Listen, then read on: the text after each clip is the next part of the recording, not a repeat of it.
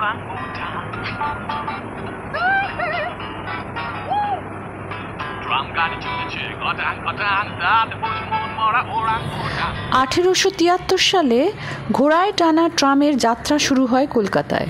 1902 সালে আসে electric tram.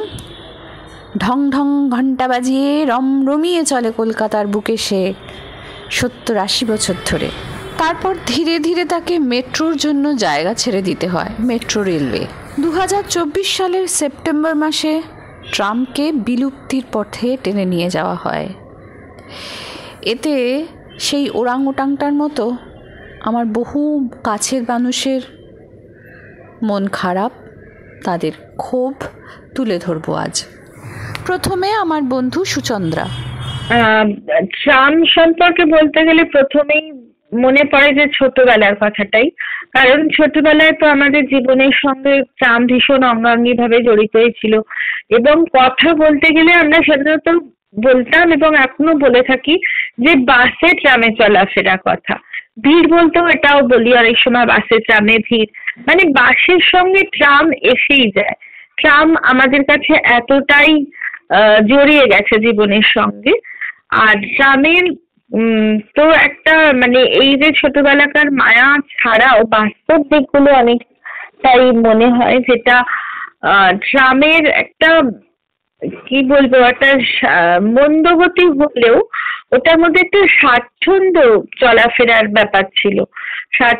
মানে স্বচ্ছন্দে চলাফেরা যাকে বলে, এবং ওঠা নামা সবকিছুতেই ট্রামের যেটা আমরা উঠি, যেটা পাদানি, সেটা খুবই নিচুতে থাকে বাসের তুলনায়, যেটা বয়স্ক মানুষদের জন্য খুব প্রয়োজনীয় এবং তাদের চলাফেরার জন্য আমাদের এটা খুব প্রয়োজনীয় বলে মনে হয়। ট্রামের ব্যাপার যেটা মানে তাদের জন্য যাদের খুব তাড়াহুড়ো নেই জীবনে, মানে যাওয়াটা মানে স্বাচ্ছন্দ্যমূলক হোক, এরম ভাবে আমরা ট্রামকে ব্যবহার করতে পারতাম। কিন্তু ট্রামের এই চলে যাওয়াটা, এই যে চলে যাওয়ার একটা বিদায় ঘন্টা বাজাটা আমার কাছে সত্যিই খুব বেদনাদায়ক। এই শহরের চরিত্রটা ভীষণ ভাবে বদলে গেছে। হ্যাঁ, বদলে গেছে। এইরকম ভাবেই কিন্তু বিশ্বে আরো অনেক শহরের চরিত্র বদলেছে, এবং সেই চরিত্র বদলানোর সঙ্গে সঙ্গে হয়েছে কি সেখান থেকেও ট্রাম প্রায় উঠে গেছে। এই শহর আগে অনেক ভদ্র ছিল, এবং সত্যি কথা বলতে গেলে কি ট্রাম যে বাহনটা, যে যানটা, সেটা কিন্তু ভদ্রলোকের বাহন যান ছিল। হ্যাঁ, সেই জিনিসটা। এবং ঠিক তেমনি আমেরিকা থেকে ট্রাম্পকে আমাদের এখানেও ট্রাম্প তুলে দেওয়ার পেছনে একটা বিরাট বড় কনস্পিরেসি আছে। সে ব্যাপারে এক্ষুনি যাচ্ছি না। হ্যাঁ, সেটা আপনি জানবেন, আপনিও যদি একটু মানে বিষয় না, সেটা বলতে গেলে অনেক পলিটিক্যাল ব্যাপার চলে আসে। যাই হোক, সেটা হচ্ছে যে ট্রাম তুলে দেওয়া, ট্রামের যে ওই জায়গাগুলো, আসলে এটা একটা পারপাসফুলি করা। ট্রামের যে বড় বড় ডিপো জায়গাগুলো, সেই জায়গাগুলো কি জানেন দখল হয়ে যাচ্ছে, এবং সেইখানে সরকার সমস্ত সব বাড়ি তৈরি করবে। হ্যাঁ, সেইখানে উঁচু উঁচু হাই রাইজ তৈরি হবে এইসব, এবং অনেক মালিকানা বদলে মানে হবে সেখানকার। মানে এই প্রাইভেট সব বড় বড় যে এরা আছে, হাউস আছে, বিজনেস হাউস আছে, তারা সব জায়গা কিনে নিচ্ছেন। হ্যাঁ, এরা তো পারলে লেকটাকে বুঝিয়ে ফেলে। হ্যাঁ, এদের এমন অবস্থা। সেটাই, সেখানে মানে ট্রাম একটা এমন একটা ভদ্রজনের বাহন ছিল। শহরে তো ক্রমশ ভদ্রজনের থাকাটাই হয়ে যাচ্ছে, সেই জন্য ট্রামকে রাখা যেতে পারতো। এই ভদ্র পাবলিকের কথাটা মাথায় রেখে, যাদের বয়স হয়েছে, যারা যে মুভমেন্টে যারা স্লথ হয়ে পড়েছে, তাদের জন্য ট্রাম কারটা খুব ভালো ছিল। হ্যাঁ, এটা অ্যাক্সিডেন্ট হয় না, এতে অ্যাক্সিডেন্ট ভীষণ ভাবে কম হয়। মানে দেখা গেছে আজ পর্যন্ত ট্রামের সেই অনুপাতে অ্যাক্সিডেন্ট হয়নি। এটাকে রাখা যেতে পারতো, কিন্তু আমাদের সরকারের কোন রকম অ্যাটিটিউড নেই এই ভদ্রজনদের জন্য এই ভদ্র বাহনটিকে মানে টিকিয়ে রাখা। এখানে আমার একটা কথা, ট্রাম রাস্তার মাঝপথ দিয়ে লাইন পাতা, আর বাসগুলো কিন্তু তার পাশ দিয়ে চলে। এবার যারা বৃদ্ধজনের জন্য যে বলছো ট্রাম চলবে, তো তাদের কিন্তু সেটা পেরিয়ে গিয়ে ট্রামে ওঠা মুশকিলেরই। এক্ষেত্রে কি বক্তব্য? হ্যাঁ, এবং আমার এটা একটু কিছুটা বিপরীতেই হয়তো বলছি। ট্রামে যে একেবারে অ্যাক্সিডেন্ট কখনো হয়নি এমনটা নয়, বিশেষ করে আমাদের প্রিয় কবি জীবনানন্দ দাশই তো ট্রামের অ্যাক্সিডেন্টেই চলে গিয়েছিলেন। আমি এইখানটায় একটু মিনিমাম আপনাকে আমি করছি এখানে এটা বলা ট্রামের অ্যাক্সিডেন্ট, ওটা দেখুন ওই নিয়ে অনেক আছে, লোকে অনেকে বলছে যে ওটা সুইসাইড, কারণ যিনি ট্রাম চালক ছিলেন তিনি বারবার মানে জীবনানন্দকে মানে ঘন্টা বাজিয়েছিলেন এবং বারবার জোরে জোরে চেঁচিয়েছিলেন। জীবনানন্দ দাশের কিন্তু চোখ খারাপ হয়ে গিয়েছিল, চোখটা খারাপ ছিল, তখন গ্লোকোমা পড়ছিল চোখে, উনি ওইখানে ঠাওর করতে পারেননি, তখন একটু কুয়াশা ছিল, সেই জন্য উনি ওইটা করতে পারেন এবং কোনোভাবেই উনি এই যে এটা এই মানে ওই যে ট্রামটা এগিয়ে আসছে সেটাও উনি বুঝতে পারেননি এবং ট্রাম ড্রাইভার সেও ভাবছে যে এই ভদ্রলোক কি করছেন, এটা ভাবতে ভাবতে দুর্ঘটনাটা ঘটে। হ্যাঁ, তাদেরই দোষ, কিন্তু ট্রামে অ্যাক্সিডেন্ট হওয়ার সম্ভাবনা এই জন্য আছে যে ওটা মাঝপথ দিয়ে চলে আর পথের দুপাশ দিয়ে গাড়ি ঘোড়া চলছে, সেই ওঠা অসুবিধে, ওখানে উঠতে গেলে বাসের অ্যাক্সিডেন্ট হতে পারে। ট্রামের মাঝখানে যে চলার যে আগের ট্র্যাক কিন্তু ওপরে ছিল, হ্যাঁ ট্রামের ট্র্যাক একদম আলাদা ছিল, হ্যাঁ মানে ওখান দিয়ে কোনো গাড়ি যেতেই পারবে না এমন ব্যবস্থা ছিল, কিন্তু হঠাৎ এই মানে গাড়ি বেড়ে যাওয়ার জন্য ট্রামের ট্র্যাককে একসঙ্গে রাস্তার সঙ্গে করে দেওয়া হয়েছে, তার থেকে একটা সম্ভাবনা হয়ে যাচ্ছে যে ট্রামের প্যাসেঞ্জার অবহেলা করা, এটা এক ধরনের অবহেলা করা, এটা এক ধরনের অবহেলা করে একটা চাপ বাড়ানো কারোর উপরে যে তুমি সরে যাও। আরেকটা কথা, যে কোনো যানবাহনে এবং যে কোনো পথ দুর্ঘটনায় মানুষের যে কোনো প্রাণীরও মৃত্যু হতেই পারে, সেজন্য ট্রামকে ঠিক দায়ী করা যায় না। ট্রাম একেবারেই নয়, ট্রাম একদম ঠিক বলছেন, ট্রামকে দায়ী করা যায় না, কারণ যে কোনো যানবাহনে এটা হতে পারে, ইভেন রিক্সাতেও হতে পারে, তাই না? আরো তো মানে শান্ত নিরীহ যান আমাদের কাছে। আপনাকে বলি আপনি তো আমাদের এখানে দীর্ঘদিন থেকেছেন, এখন কি অবস্থা জানেন? এক তো আমাদের এই যে আমি এটা ট্রাম থেকে একটু বাইরে বেরিয়ে যাচ্ছি, আপনি যে রিক্সার কথাটা বললেন, আজকে এইখানে আমাদের এই 66/1 থেকে আপনি এলগিন রোডের মোড় পর্যন্ত কোনো বয়স্ক মহিলা বা পুরুষ মানুষ বয়স্ক তার নিজের গাড়ি না থাকলে সে পায়ে হেঁটে, তাকে অতটা পথ পায়ে হেঁটে যেতে হবে, এখানে রিক্সাওয়ালারা পর্যন্ত আজকাল নেই। না, এই টানা রিক্সা থাকা উচিত নয়, কিন্তু কেন যে আছে জানি না, কোনো অটো সার্ভিস নেই, আর এটাতে অটো সার্ভিস করাটা খুব জরুরি ছিল, এখানে অটো সার্ভিস করাটা প্রচন্ড জরুরি ছিল। আমরা ট্রামেতেই ফিরে আসি। এইবারে কথা হলো, একটা কথা আমি বলি যে ট্রাম বলুন। হ্যাঁ, আমার মনে হয় ট্রাম মানে একটা বাঙালিয়ানা, যেন বাঙালিয়ানা, এইটা খুব ভালো কথা, এই বাঙালিয়ানা থেকে আমরা বেরিয়ে প্রাচীন আসলে বাঙালি আমরা বাঙালি যারা মানে সুসভ্য ও শিক্ষিত বাঙালি যারা, এই কথাটা বেশ গর্ব ভরে বলছি, হ্যাঁ আমরা সুসভ্য ও শিক্ষিত একটি কমিউনিটি ভারতবর্ষে, দক্ষিণ ভারতীয়রাও সেরকম। পুরাতন বা প্রাচীন হিসেব করলে আমাদের কলকাতা দ্বিতীয় পৃথিবীতে, হ্যাঁ মানে প্রাণের ভিত্তিতে, হ্যাঁ আমাদের সত্যি সুসভ্য নাগরিকদের জন্য ট্রাম কিন্তু একটি সুসভ্য বাহন। আরেকটা কথা, যে যখন বাস চালু হয় না সকালবেলা, মানে হতো না, এটা আমি শুনেছি, ভোরে কিন্তু ট্রাম শুরু হয়ে যেত। আপনাকে এই ক্ষেত্রে ছোট্ট এখানে গঙ্গা স্নানে অনেক মানুষ যেতেন ট্রামেই চড়ে, শুধু একদম ঠিক কথা। আপনাকে বলি একটা মানে অন্য কথায়, আপনাদের গানের কথাতেই সুরকার, আমাদের সুরকার নচিকেতা ঘোষ, উনি শ্যামবাজারে থাকতেন, হ্যাঁ, আর এই আমাদের গৌরী প্রসন্ন মজুমদার বা পুলক বন্দ্যোপাধ্যায় থাকতেন ওদিকে হাওড়ায়, ওদিকে একজন পুলক বন্দ্যোপাধ্যায় থাকতেন শালকিয়াতে, আর গৌরী প্রসন্ন মজুমদার থাকতেন গড়িয়ার দিকে, হ্যাঁ একদলীয় দিকে। এরা দুজন মানে হঠাৎ সুরকার নচিকেতা ঘোষের কি খেয়াল হতো, হঠাৎ রাত্রিবেলা বসে একটা সুর দিতে ফেলেছেন, হ্যাঁ ওদের বললেন প্রথম ট্রাম ধরে চলে আসবে, প্রথম ট্রাম ভোর 4টা। সত্যি তাই, এই ট্রামের কত বড় কন্ট্রিবিউশন আছে, বড় বড় আমাদের বাঙালিদের এই গান সুর মানে ট্রামের অনেক। আমি একটা ছোট্ট ঘটনা তাহলে যোগ করি।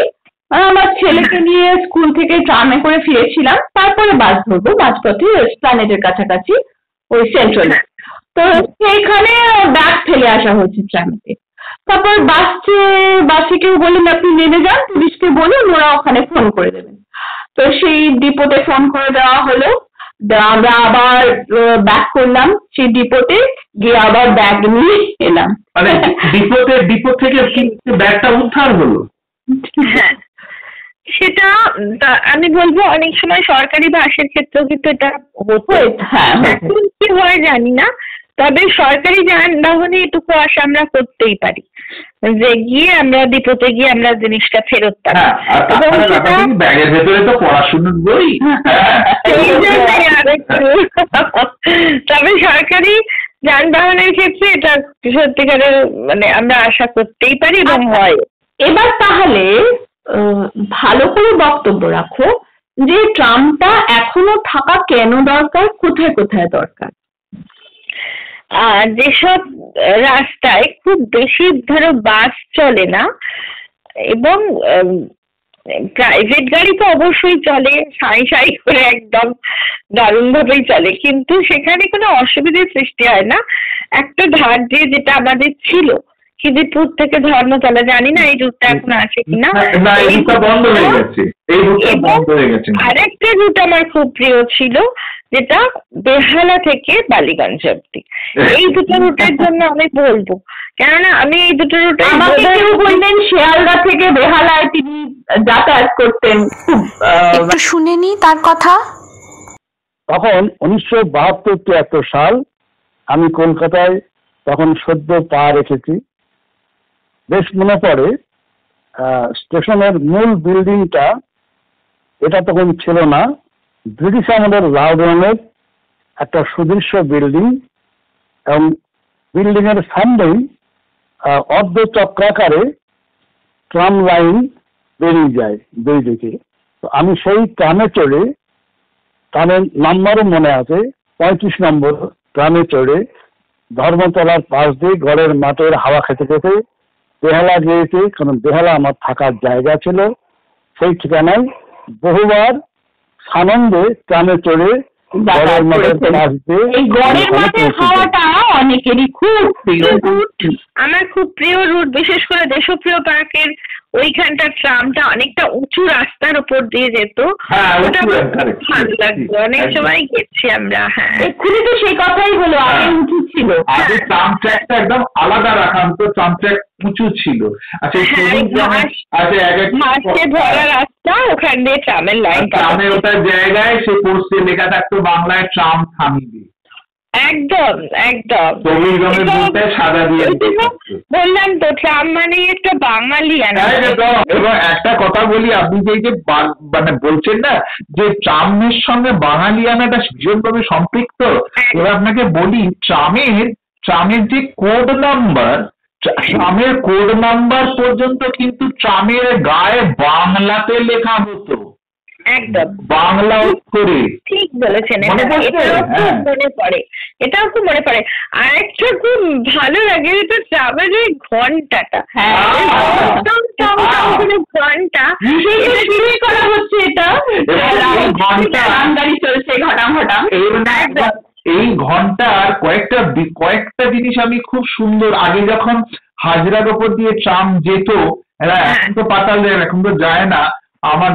হ্যাঁ, মানে সেই ভোরবেলায় 4টের সময় ট্রাম যাচ্ছে, চারদিক নিস্তব্ধ, এই শীতকাল, আর সেই করে আওয়াজটা ভেসে আসছে।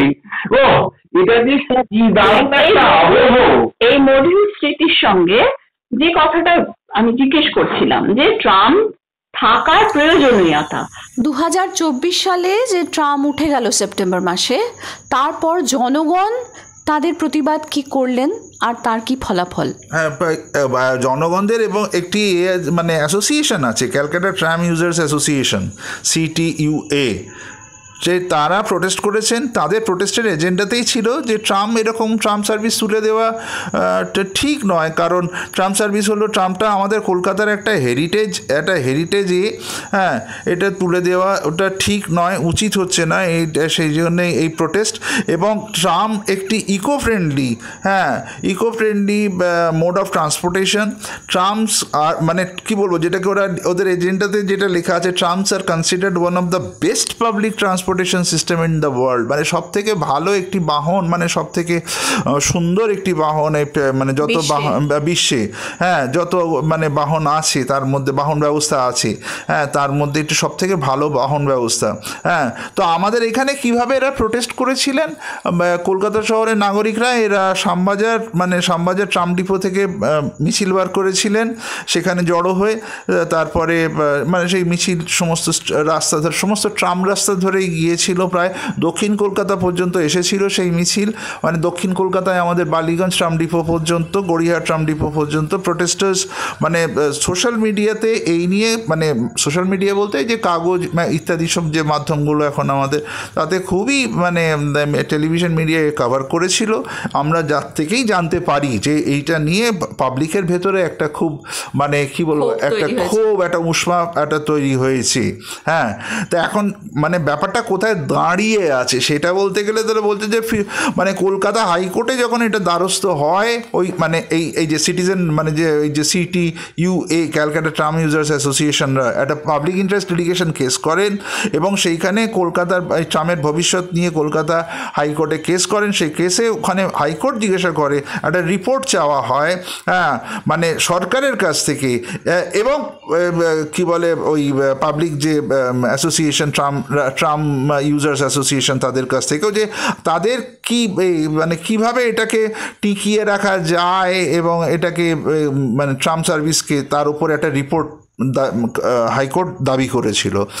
এবং হাইকোর্ট পাশাপাশি সাজেস্ট করেছিল যে পাবলিক প্রাইভেট পার্টনারশিপ, মানে কোনো প্রাইভেট সংস্থা এবং পাবলিক সরকার এই উভয় মানে একটা পার্টনারশিপে যদি একটা মানে কি বলবো, একটা মিনিমাম একটা সার্ভিসকে যদি মানে টিকিয়ে রাখতে পারে, তাদের মানে পার্টনারশিপে যদি এটা সম্ভব হয়, হ্যাঁ, the government plans to continue the heritage tram line from Maidan to Esplanade. তখন গভর্নমেন্ট প্ল্যান করেন যে ওই একটা হেরিটেজ ট্রাম লাইন বলে অতটুকুই, ময়দান থেকে এসপ্ল্যানেড পর্যন্ত ওইটুকু লাইন ওরা টিকিয়ে রাখবেন। যদিও এখন বর্তমানে আমরা জানি যে এটা ওই গড়িয়াহাট থেকে এসপ্ল্যানেড আর শ্যামবাজার থেকে এসপ্ল্যানেড, এই দুটো লাইন বর্তমানে টিকে আছে।